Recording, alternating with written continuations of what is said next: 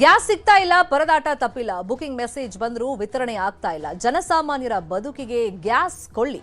ಇದು gas emergency ಸುದ್ದಿ.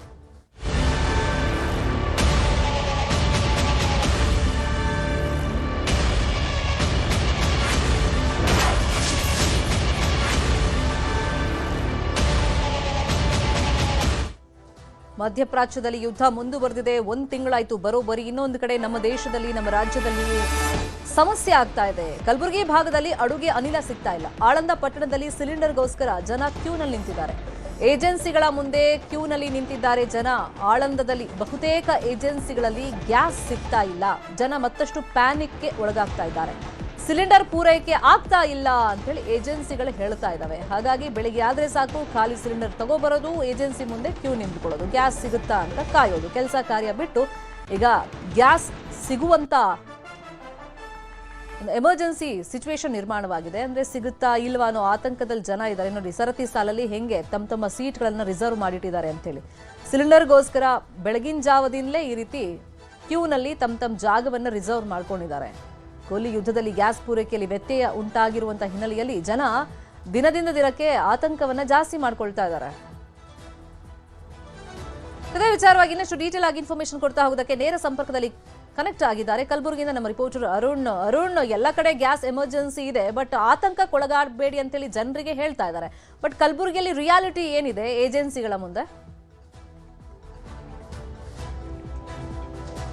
ಹೌದು ಶರ್ಮಿತಾ ಶೆಟ್ಟಿ, ಕಲಬುರಗಿಯಲ್ಲಿ ಗ್ಯಾಸ್ಗಾಗಿ ಹಾಹಾಕಾರ ಮುಂದುವರೆದಿರುವಂಥದ್ದು. ಮಧ್ಯಪ್ರಾಚ್ಯದ ಯುದ್ಧ ಹಿನ್ನೆಲೆಯಲ್ಲಿ ಇಲ್ಲಿ ಗ್ಯಾಸ್ಗೆ ಜನ ಪರದಾಡುವಂಥ ಪರಿಸ್ಥಿತಿ ನಿರ್ಮಾಣವಾಗಿದೆ. ಕಲಬುರಗಿ ಆಳಂದ ಪಟ್ಟಣದಲ್ಲಿ ಬೆಳಗ್ಗೆಯಿಂದಲೂ ಕೂಡ ಜನ ಏನಂತಂದರೆ ಸರತಿ ಸಾಲಲ್ಲಿ ನಿಂತು ಈಗ ಸಿಲಿಂಡರ್ಗಾಗಿ ಕಾಯ್ತಾ ಇದ್ದಾರೆ. ಆದರೆ ಒಂದು ತಿಂಗಳು ಕಳೆದರೂ ಕೂಡ ಒಬ್ಬೊಬ್ಬರಿಗೆ ಸಿಲಿಂಡರ್ ಸಿಗ್ತಲ್ಲ. ಹಾಗಾಗಿ ಒಂದು ಕಡೆ ಸರ್ಕಾರ ಹೇಳುತ್ತೆ ಯಾರಿಗೂ ಕೂಡ ಸಿಲಿಂಡರ್ ಯಾವುದೇ ರೀತಿ ಅಭಾವ ಇಲ್ಲ ಅಂತ. ಆದರೆ ಮತ್ತೊಂದೆಡೆ ಏನಂತಂದರೆ ಸಿಲಿಂಡರ್ಗಾಗಿ ಜನ ಈಗ ಪರದಾಡುವಂಥ ಪರಿಸ್ಥಿತಿ ನಿರ್ಮಾಣವಾಗಿರುವಂಥದ್ದು. ಅಲ್ಲದೆ ಆಟೋ ಏನು ಈಗ ಗ್ಯಾಸ್ ಆಟೋಗೆ ಗ್ಯಾಸ್ ತುಂಬಲು ಕೂಡ LPG ಗ್ಯಾಸ್ ಸಿಗದೆ ಇರೋದ್ರಿಂದ ಸಾಕಷ್ಟು ಆಟೋ ಚಾಲಕರಿಗೆ ಪರದಾಡ್ತಾ ಇದ್ದಾರೆ. ಇವು ಕೆಲವೊಂದು ಕಲಬುರಗಿಯಲ್ಲಿ ಸುಮಾರು 12ಕ್ಕೂ ಹೆಚ್ಚು ಏನಂತಂದ್ರೆ ಇವು LPG ಗ್ಯಾಸ್ ಬಂಕ್ಗಳಿರುವಂಥದ್ದು. ಆದರೆ ಅದರಲ್ಲಿ 50% ಏನು ಬಂಕ್ಗಳಿದೆ ಯಾವುದೇ ರೀತಿ ಗ್ಯಾಸ್ ಇಲ್ಲದೆ ಇರೋದ್ರಿಂದ ಬಂದ್ ಮಾಡಿದ್ದಾರೆ. ಹಾಗಾಗಿ ಅಲ್ಲದೆ ಎದ್ದಂತ ಏನು ಗ್ಯಾಸ್ ಬಂಕ್ಗಳಿದೆ ಆ ಬಂಕ್ಗಳಲ್ಲಿ ಇವು 15 ದಿನಗಳ ಹಿಂದೆ ಇದ್ದಂತ ರೇಟ್ ಏನಂದ್ರೆ ಈಗ ದುಪ್ಪಟ್ಟಾಗಿರುವಂಥದ್ದು. ಸುಮಾರು 57-58 ರೂಪಾಯಿ ಕೊಡ್ತಕ್ಕಂಥ ಗ್ಯಾಸ್ ಈಗ 100 ರೂಪಾಯಿ ತಲುಪಿದ್ರಿಂದಾಗಿ ಸಾಕಷ್ಟು ತೊಂದರೆ ಆಗ್ತದೆ.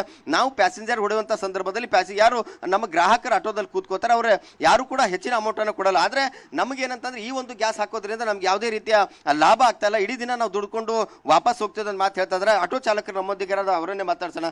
ಬ್ರದರ್, ಈಗ ಆಟೋ LPG ಗ್ಯಾಸ್ ಅದಾವೆ, ನಿಮ್ಗೆ ಏನಾದ್ರೂ ಗ್ಯಾಸ್ ಸಿಗ್ತಾ ಇದೆಯಾ? ಅಲ್ಲಿ ಸಿಗಲ್ರಿ, ಕೆಲವೊಂದು ಕಡೆ ಅಷ್ಟೇ ಸಿಗ್ತದೆ. ಸಿಕ್ಕರು ಬಿ ರೇಟ್ ಜಾಸ್ತಿ ಆಗ್ಯದ ಸರ್.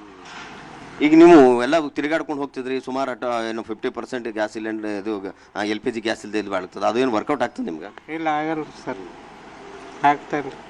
15 ದಿನ ಹಿಂದೆ 58-59 ಇತ್ತು, ಈಗ 85 ರೂಪಾಯಿ 100 ರೂಪಾಯಿ ಬಂದದ. ನಿನ್ನೆ 100 ರೂಪಾಯಿ ಆಗಿತ್ತು ರೀ, ಈಗ ಮತ್ತೆ 85 ಆಗ್ಯದ. ಹಾಂ, ಈಗ ಮತ್ತೇನೋ ಸಿಗಲಿ ಹುಡುಕಾಡ್ಕೊಂಡು ಹೋಗ್ಬೇಕು. ಹಾಂ ರೀ, ಹುಡುಕಾಡ್ಕೊಂಡು ಹೋಗ್ಬೇಕು ಈಗ. ಹ್ಞೂ, ಜಾಸ್ತಿ ಅಮೌಂಟ್ ಕೇಳಿದ್ರಲ್ಲ, ನಿಂದೇನು ಸ್ಪೆಷಲ್ದ ಆಟೋ ಅಂತ ಕೇಳ್ತಾರೆ ಕಸ್ಟಮರ್ಸ್. ಇದು ಏನಂತಂದ್ರೆ ಆಟೋ ಚಾಲಕರ ಮಾತು. ನಮ್ಗೆ ಏನಂತಂದ್ರೆ ಗ್ರಾಹಕರು ಏನು ನಮಗೆ ಆಟೋ ಹತ್ತುತ್ತಾರೆ, ಆ ಹತ್ತದಂತ ಸಂದರ್ಭದಲ್ಲಿ ನಮಗೆ ಸಾಕಷ್ಟು ತೊಂದರೆ ಆಗುತ್ತೆ. ಯಾಕಂತಂದ್ರೆ ನಮಗೆ ಏನು LPG ಗ್ಯಾಸ್ ಇದೆ 100 ರೂಪಾಯಿ ದರ ಇದೆ. 100 ರೂಪಾಯಿ ಕೊಟ್ಟು ನಾವು ಗ್ಯಾಸ್ ಅನ್ನು ಹಾಕೊಂಡು ನಾವು ಪ್ಯಾಸೆಂಜರ್ ಹೊಡೆಯುವಂತ ಸಂದರ್ಭದಲ್ಲಿ ನಮಗೆ ಏನು ಹೆಚ್ಚಿನ ದುಪ್ಪಟ್ಟು ವರ್ಕೌಟ್ ಆಗಲ್ಲ. ಹಾಗಾಗಿ ಏನು 5 ರೂಪಾಯಿ 10 ರೂಪಾಯಿ ಏನಾದ್ರೂ ಹೆಚ್ಚಿಗೆ ಕೇಳಿದ್ರೆ ಏನು ಗ್ರಾಹಕರು ನಮಗೆ ಕೊಡಲ್ಲ ಅನ್ನೋ ಮಾತು ಕೂಡ ಹೇಳ್ತಾ ಇದ್ದಾರೆ. ಸರ್ಕಾರ ನಮ್ಗೆ ಆದಷ್ಟು ಬೇಗ ಏನಂತಂದ್ರೆ LPG ಗ್ಯಾಸ್ಗಳನ್ನ ಆಟೋಗಳಿಗಾಗ್ಲಿ ಮತ್ತೆ ಗೃಹ ಬಳಕೆಗೆ ಅಲ್ಲದೆ ಮತ್ತೆ ಕಮರ್ಷಿಯಲ್ ಸಿಲಿಂಡರ್ ಕೂಡ ಸಿಗದೆ ಇರುವಂತ ಹಿನ್ನೆಲೆಯಲ್ಲಿ ಸಾಕಷ್ಟು ಹೋಟೆಲ್ಗಳಿಗೆ ಕೂಡ ತೊಂದರೆ ಆಗ್ತಾ ಇರುವಂತದ್ದು. ಸಾರ್ವಜನಿಕರು ಇಡೀ ದಿನ ಕೆಲಸವನ್ನ ಬಿಟ್ಟು ಈಗ ಒಂದು ಸಿಲಿಂಡರ್ಗಾಗಿ ಇಡೀ ದಿನ ಒಂದು ಕಾಯುವಂತ ಪರಿಸ್ಥಿತಿ ನಿರ್ಮಾಣವಾಗಿದೆ. ನಾವು ಆಟೋ ಚಾಲಕರು ಕೂಡ ಸಾಕಷ್ಟು ತೊಂದರೆಯನ್ನ ಆಗ್ತಾ ಇದೆ.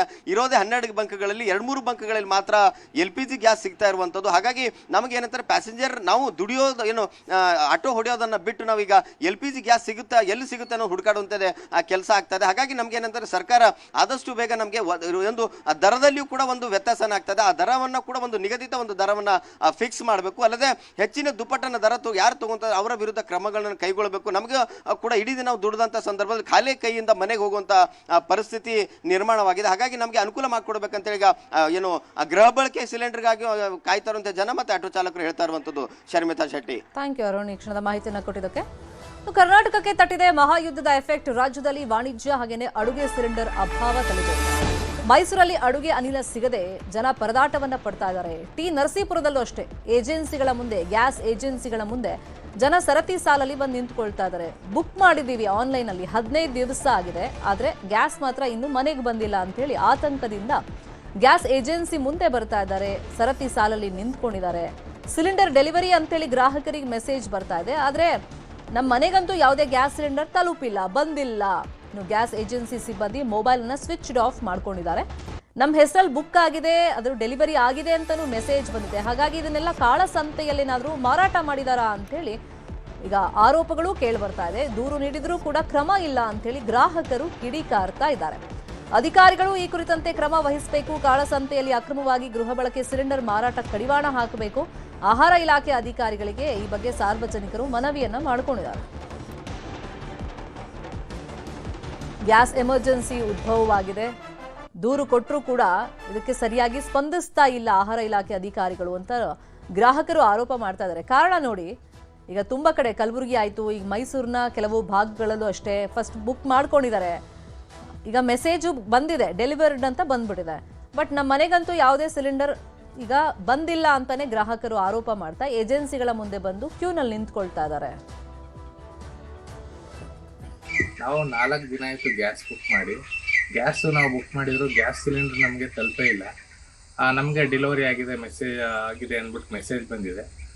ಆಮೇಲೆ ಆಫೀಸ್ ಅವ್ರಿಗೆ, ಆಹಾರ ನಿರೀಕ್ಷಕರು ಸದಾನಂದ ಅವ್ರಿಗೆ ನಾವು ದೂರು ಕೊಟ್ಟು ಅವ್ರಿಗೆ ವಾಟ್ಸಪ್ಪಲ್ಲಿ ವಿಡಿಯೋ ಬೇರೆ ಕಡೆ ಮಾರಾಟ ಮಾಡ್ತಿರೋದು ಸಂಬಂಧಪಟ್ಟ ದಾಖಲಾತಿಗಳು ವಿಡಿಯೋ ಸಮೇತ ಕೊಟ್ಟರು ಕೂಡ ಕ್ರಮ ಜರುಗಿಸ್ತಾ ಇಲ್ಲ. ನಮಗೆ 4-5 ದಿನ ಆಯಿತು ಸಿಲಿಂಡರ್ ಬುಕ್ ಮಾಡಿ, ಇನ್ನೂ ಸಿಲಿಂಡರ್ ಬರ್ತಾ ಇಲ್ಲ. ಕೇಳಿದ್ರೆ ಸಿಲಿಂಡರ್ ಬಂದಿಲ್ಲ, ಇನ್ನೂ ಸ್ಟಾಕ್ ಬಂದಿಲ್ಲ ಅಂತ ಉತ್ತರ ಹೇಳ್ತಾ ಇದ್ದಾರೆ. ಇದನ್ನು ಈ ಕೂಡಲೇ ಅಧಿಕಾರಿಗಳು ಕ್ರಮ ಜರುಗಿಸ್ತಾ ಇರೋದು. ಅಧಿಕಾರಿಗಳು ಸಹ ಏಜೆನ್ಸಿ ಮಾಲೀಕರ ಜೊತೆ ಶಾಮೀಲಾಗಿದ್ದಾರೆ ಅನ್ನೋದು ಅನುಮಾನ ನಮಗೆ ಕಂಡು ಬಂದಿದೆ. ಮೇಲಧಿಕಾರಿಗಳು ಈ ಕೂಡಲೇ ಗಮನ ಹರಿಸಿ ತಪ್ಪಿತಸ್ಥ ಅಧಿಕಾರಿಗಳು ಏಜೆನ್ಸಿ ಮಾಲೀಕರ ಬಗ್ಗೆ ಸೂಕ್ತ ಕಾನೂನು ಕ್ರಮ ಜರುಗಿಸಬೇಕು. ಇದೇ ವಿಚಾರವಾಗಿ ಇನ್ನಷ್ಟು ಡೀಟೇಲ್ ಆಗಿ ಇನ್ಫಾರ್ಮೇಶನ್ ಕೊಡ್ತಾ ಹೋದಕ್ಕೆ ಫೋನ್ ಸಂಪರ್ಕದಲ್ಲಿ ಕನೆಕ್ಟ್ ಆಗಿದ್ದಾರೆ ನಮ್ಮ ರಿಪೋರ್ಟರ್ ಆನಂದ್. ಒಂದ್ ಕಡೆ ಮಧ್ಯಪ್ರಾಚ್ಯದಲ್ಲಿ ಯುದ್ಧ, ಅದರ ಎಫೆಕ್ಟ್ ನಮ್ಮ ದೇಶದ ಮೇಲೆ, ನಮ್ಮ ರಾಜ್ಯದ ಮೇಲೆ ಆಗ್ತಾ ಇದೆ. ಮೈಸೂರು ಭಾಗದಲ್ಲಿ ಎಲ್ಲೆಲ್ಲಿ ಈಗ ಗ್ಯಾಸ್ ಎಮರ್ಜೆನ್ಸಿ ಉದ್ಭವವಾಗಿದೆ, ಮತ್ತೆ ಬುಕ್ ಮಾಡಿದ್ದಾರೆ ತುಂಬಾ ಜನ, 15 ದಿವಸ ಆಗಿದೆ, ಮೆಸೇಜ್ ಕೂಡ ಬಂದಿದೆ, ಬಟ್ ಅಲ್ಲಿ ಏಜೆನ್ಸಿ ಮುಂದೆ ಹೋದಾಗ ಏನ್ ಆನ್ಸರ್ ಮಾಡ್ತಾ ಇದಾರಂತೆ? ಶರ್ಮಿತಾ, ಏನು ಕೊಳ್ಳಿ ಯುದ್ಧದ ಹಿನ್ನೆಲೆಯಲ್ಲಿ ಮೈಸೂರಿನಲ್ಲೂ ಕೂಡ ಸಿಲಿಂಡರ್ ಅಭಾವ ಈ ಹಿಂದೆನೂ ಕೂಡ ಉಂಟಾಗಿತ್ತು. ಅಲ್ಲದೆ ಹೋಟೆಲ್ಗಳಲ್ಲಿ ಸಾಕಷ್ಟು ವಾಣಿಜ್ಯ ಸಿಲಿಂಡರ್ಗಳ ಅಭಾವ ಉಂಟಾಗಿತ್ತು. ಆದ್ರೆ ಇದೀಗ ಮೈಸೂರಿನ ಗ್ರಾಮೀಣ ಭಾಗಗಳಲ್ಲಿ ಮನೆಗೆ ಬಳಸುವಂತಹ ಗೃಹೋಪಯೋಗಿ ಸಿಲಿಂಡರ್ ಕೂಡ ಸಿಗ್ತಾ ಇಲ್ಲ ಅನ್ನುವಂತ ಆರೋಪ ಕೇಳಿ ಬಂದಿರುವಂತದ್ದು. ಗ್ರಾಹಕರು ಸಿಲಿಂಡರ್ ನ ಬುಕ್ ಮಾಡ್ತಾರೆ, ಆದ್ರೆ ಅವ್ರಿಗೆ ಬುಕ್ ಮಾಡಿದ 4-5 ದಿನಕ್ಕೆ ಡೆಲಿವರ್ಡ್ ಅಂತ ಮೆಸೇಜ್ ಬರುತ್ತೆ, ಆದ್ರೆ ಅದು ಗ್ರಾಹಕರನ್ನ ತಲುಪ್ತಾ ಇಲ್ಲ. ಇದು ಎಲ್ಲಿ ತಲುಪ್ತಾ ಇದೆ ಅಂತ ಒಮ್ಮೆ ಗ್ರಾಹಕರು ಚೆಕ್ ಮಾಡುವಂತ ಸಂದರ್ಭದಲ್ಲಿ ಕಾಳಸಂತೆಯಲ್ಲಿ ಗ್ಯಾಸ್ ಸಿಲಿಂಡರ್ ಅನ್ನು ಕೂಡ ಡಬಲ್ ರೇಟ್ಗೆ ಮಾರಿಕೊಳ್ಳಲಾಗ್ತಿದೆ ಅನ್ನುವಂತ ಗಂಭೀರವಾದ ಆರೋಪ ಕೇಳಿ ಬಂದಿರುವಂತದ್ದು. ಇನ್ನು ಏನು ಕುಕ್ಕೂರ್ನ ಗಣೇಶ್ ಎಂಬುವರು ಗ್ಯಾಸ್ ಸಿಲಿಂಡರ್ ನ ಬುಕ್ ಅನ್ನ ಮಾಡಿದಂತ ಸಂದರ್ಭದಲ್ಲಿ 4 ದಿನಗಳ ಬಳಿಕ ಅವ್ರಿಗೆ ಡೆಲಿವರ್ ಅಂತ ಬರುತ್ತೆ, ಆದ್ರೆ ಅವರ ಮನೆಗೆ ಗ್ಯಾಸ್ ಬಂದಿಲ್ಲ. ಅದನ್ನ ವಿಚಾರಣೆ ಮಾಡಕ್ ಹೋಗಿ ದೂರನ್ನ ಕೊಟ್ಟಂತ ಸಂದರ್ಭದಲ್ಲಿ ಇಲ್ಲ ಆಗಿದೆ ಅನ್ನುವಂತ ಆರೈಕೆ ಉತ್ತರನ ಅಧಿಕಾರಿಗಳು ಕೊಟ್ಟಿರುವಂತದ್ದು. ಒಮ್ಮೆ ಪರೀಕ್ಷೆ ಮಾಡೋಣ ಅಂತೇಳಿ ಅವರು ಏನು ಗ್ಯಾಸ್ ಸಿಲಿಂಡರ್ ಆಟೋನ ಫಾಲೋ ಮಾಡ್ಕೊಂಡು ಹೋದಾಗ ಮಾರ್ಗ ಮಧ್ಯದಲ್ಲೇ ಈ ಸಿಲಿಂಡರ್ ಅನ್ನ ಸಾಗಾಟ ಮಾಡುವಂತವರು ಡಬಲ್ ರೇಟ್ಗೆ ಮಾರಿಕೊಳ್ಳುವಂತಹ ಪರಿಸ್ಥಿತಿ ನಿರ್ಮಾಣ ಆಗಿದೆ. ಕಾಳಸಂತೆಯಲ್ಲಿ ಮಾರ್ಕೋತಾ ಇದ್ದಾರೆ ಅನ್ನುವಂತಹ ಗಂಭೀರವಾದಂತಹ ಆರೋಪವನ್ನು ಅವರು ವಿಡಿಯೋ ಸಮೇತ ಮಾಡಿರುವಂತದ್ದು. ಇನ್ನು ಈ ಬಗ್ಗೆ ಅಧಿಕಾರಿಗಳು ಯಾರು ಸಹ ಉತ್ತರವನ್ನ ಕೊಡ್ತಾ ಇಲ್ಲ ಅಂತೇಳಿ ಅವರು ಸಹ ಆರೋಪವನ್ನ ಮಾಡ್ತಾ ಇದ್ದಾರೆ. ಇದ್ರ ಜೊತೆಗೆ ಗ್ರಾಮೀಣ ಭಾಗಗಳಲ್ಲಿ ಎಲ್ಲೋ ಒಂದು ಕಡೆ ಜನರಿಗೆ ಮೋಸ ಮಾಡಿ ಹೋಟೆಲ್ಗಳಿಗಿರ್ಬೋದು ಅಥವಾ ಕೈಗಾರಿಕೆ ಪ್ರದೇಶಗಳಿಗೆ ಸಿಲಿಂಡರ್ ಸಪ್ಲೈ ಆಗ್ತಿದೆಯಾ ಅನ್ನುವಂತ ಅನುಮಾನ ದಟ್ಟವಾಗಿ ಮೂಡ್ತಾ ಇದೆ. ಫೈನ್, ಥ್ಯಾಂಕ್ ಯು ಆನಂದ್ ಈ ಕ್ಷಣದ ಮಾಹಿತಿಯನ್ನು ಕೊಟ್ಟಿದ್ದಕ್ಕೆ.